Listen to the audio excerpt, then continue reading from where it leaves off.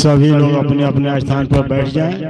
परम पूज्य गुरुदेव जी मंचासीन हो चुके हैं। सभी लोग अपने अपने स्थान पर शीघ्र अतिशीघ्र बैठ जाने की कृपा करें।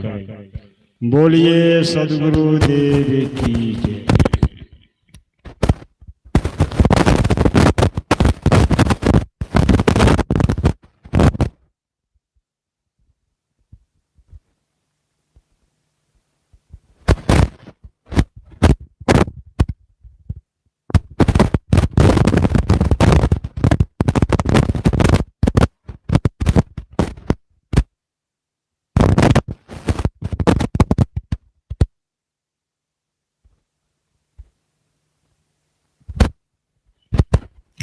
बोलिए सद्गुरुदेव की जय। अब मैं परम पूज्य गुरुदेव जी से विनम्र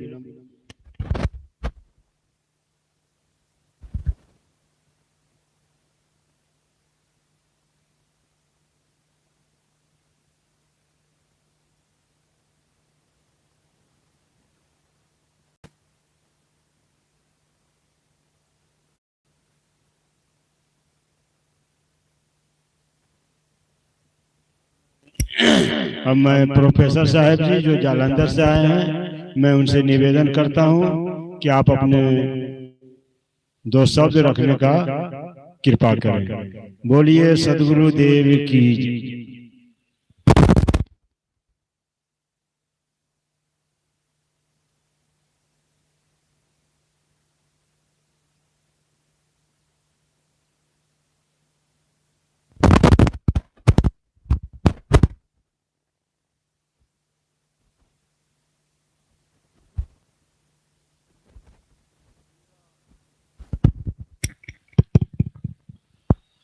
कबीरा मेरा मुझ में कुछ नहीं, जो कुछ है सो तेरा, तेरा तुझको सौंप के क्या लागे है मेरा।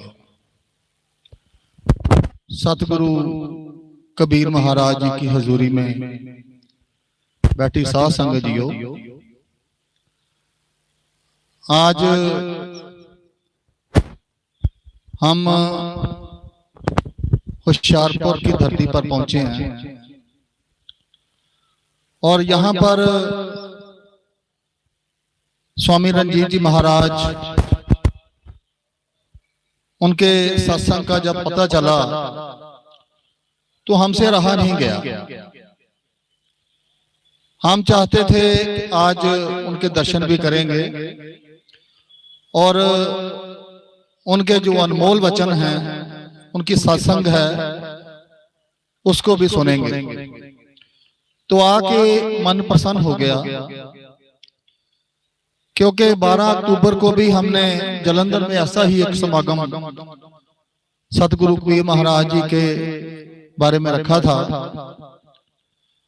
और हमारे समाज में भी सतगुरु कबीर महाराज जी के बहुत सारे अनुयायी हैं और आज मैं चाहता था कि स्वामी जी के जो प्रवचन ही सुने जाएं, लेकिन उन्होंने आग्रह किया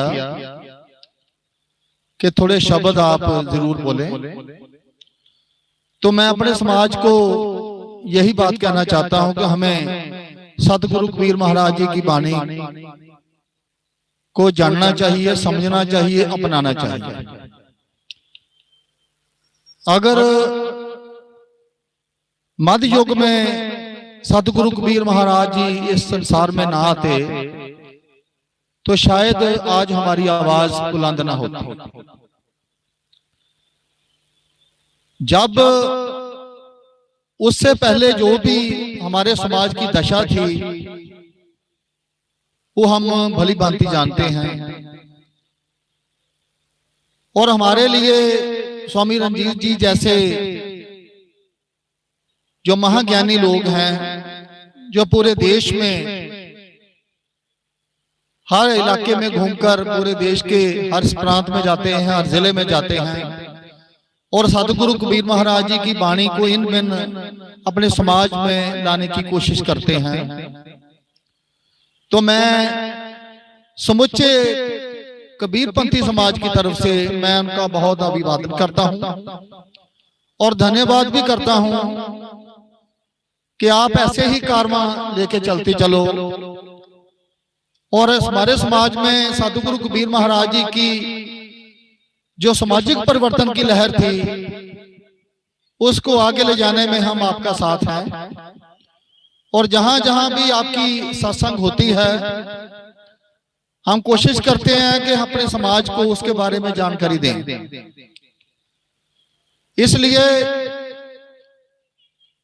हमारा समाज आज जिन अडम्बरों में पखंडवाद में फंसा हुआ है हमें उसे निकालने के लिए सिर्फ हमारी एक ही टेक है कि सतगुरु कबीर महाराज जी की जो वाणी है उसको पढ़ा जाए, उसको सुना जाए। और खास करके स्वामी रंजीत जी महाराज जी के जो यूट्यूब पर भी जितने भी सत्संग होते हैं, अगर हम रोज सुबह उठ के अपने अपने घरों में सुनेंगे तो आपको एक ज्ञान की गंगा जो है वो आपके घर में चलेगी और आपके बच्चों का भी उद्धार होगा। दूसरी बात यह है कि हमें सतगुरु कबीर महाराज जी के जो शिष्य बाबा साहब डॉक्टर भीमराव अंबेडकर जी हुए हैं उनके बारे में भी जरूर जानकारी रखनी चाहिए, क्योंकि उन्होंने भारत का संविधान लिखा है। आज बराबरी की बात जो सतगुरु कबीर महाराज जी करते थे वही उनके शिष्य बाबा साहब डॉक्टर भीमराव अंबेडकर जी ने पूरे देश में एक संविधान के रूप में एक बराबरी समानता की बात जो हमारे सामने लाए। तो इसलिए जरूरत है कि हमें सतगुरु कबीर महाराज जी की जो वाणी है वो जो सच्ची सुच्ची वाणी उसके साथ जुड़ना चाहिए। समाज में बहुत सारे लोग पखंडवाद भी फैला रहे हैं, उससे हमें बच के रहने की जरूरत है। तो इसलिए मैं ज्यादा ना कहता हुआ स्वामी रंजीत जी महाराज जी का बहुत धन्यवाद करता हूं, उन्होंने 2 मिनट के लिए मुझे टाइम दिया। और यहाँ की जो प्रबंधक बेटी है मैं उनका भी बहुत बहुत धन्यवाद करता हूं कि उन्होंने लगातार 3 दिन का आयोजन किया है और अपने समाज में जागरूकता लाने के लिए इतनी बड़ी कोशिश की है और मैं बहुत प्रसन्न हूं और उम्मीद करता हूं कि आप ऐसे कारवां हमेशा लेकर चलते रहोगे। और मैं अपनी बहनों को भी जरूर एक बात कहूंगा कि आपको सतगुरु कबीर महाराज जी की जो वाणी है उसको घर घर में पहुंचाने में आपका बहुत बड़ा योगदान हो सकता है। जननी जने तो भगत जन, या दाता या सूर, नहीं तो जननी बाज रहे काहे ग्वाए। तो हम चाहते हैं कि जहां भी हमारा समाज है, हमारा समाज इतना जागरूक हो कि जो सतगुरु कबीर महाराज जी की वाणी, बाबा साहब डॉक्टर भीमराव अंबेडकर जी के विचार हमें इस देश में शासक बना सकते हैं। हम इस देश के शासक थे, शासक बन सकते हैं, दोबारा बन सकते हैं, लेकिन हमें एक विचारधारा पे चलना पड़ेगा। लास्ट बात एक और कहूंगा, हमें अपने समाज को जरूर पढ़ाना चाहिए। जो अपने बच्चे हैं उनको जरूर पढ़ाओ।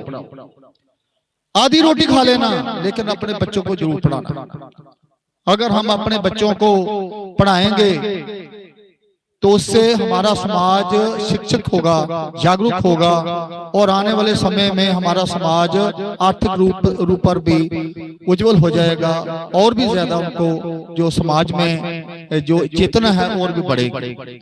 तो ज्यादा ना कहता हुआ एक बार फिर स्वामी रंजीत जी महाराज की जगह बहुत अभिनंदन करता हूं, उनका सत्कार करता हूं। और यहाँ दूसरी तरफ जो कमेटी है जहाँ जिन्होंने आयोजन किया, मैं उनका बहुत बहुत धन्यवाद करता हूँ। इन शब्दों में साहेब बंदगी, धन कबीर, जय कबीर, जय भीम, जय भारत।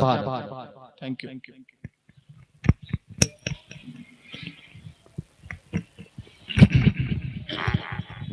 बोलिए सदगुरु देव की जय।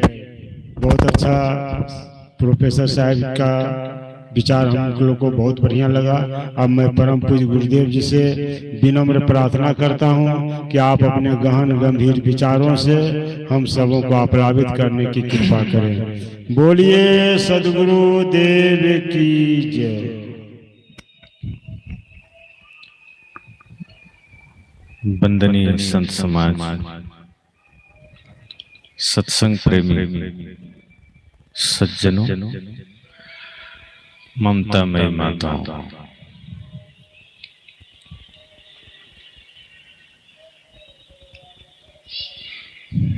हमारे आदरणीय प्रोफेसर साहब को बहुत बहुत शुभकामना।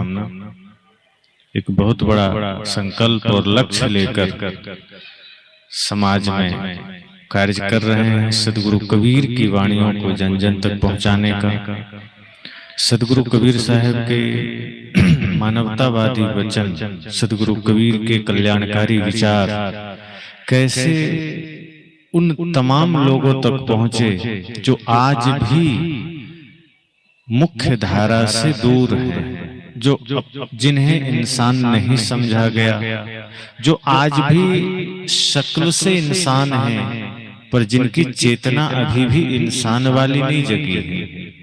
तो कई प्रांतों में हमारे आदरणीय प्रोफेसर साहब बहुत बढ़िया संकल्प लेकर प्रयास कर रहे हैं। आप सब भी ऐसे ही अपने अपने जीवन में ऐसे ही संकल्प लीजिए कि हम सब भी अपना जागें, समाज को जगाएं और जितना बन सके ज्ञान की ज्योति फैलाते रहें, सदगुरु कबीर की वाणी का प्रकाश फैलाते रहें।